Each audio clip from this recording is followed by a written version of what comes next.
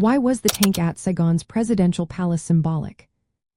Imagine a city on the brink of change, with history hanging in the air.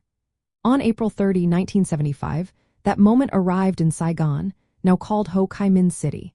A massive tank rolled through the gates of the presidential palace, now known as the Reunification Palace. This tank was not just a piece of military equipment, it became a symbol of a nation's transformation. It marked the end of a long and difficult war and the start of a new chapter for Vietnam. The tank was part of the final offensive by North Vietnamese forces, led by the North Vietnamese Army and the Viet Cong.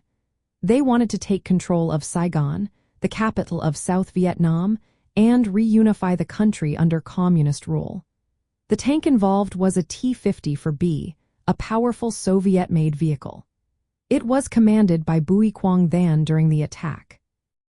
This event was the climax of the Ho Chi Minh campaign, a strategic push to capture key South Vietnamese cities. When the tank crashed through the palace gates, it was more than a military victory.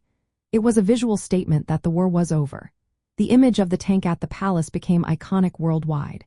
It showed that the North Vietnamese had achieved their goal. The symbolism went beyond the battlefield. It represented the end of years of conflict, colonial rule, and division.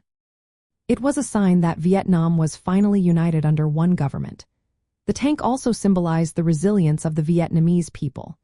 After decades of war, foreign influence, and internal struggles, they had reached a turning point. Today, the Reunification Palace is a museum, but the tank remains a powerful reminder. It stands as a symbol of Vietnam's fight for independence and its journey toward unity.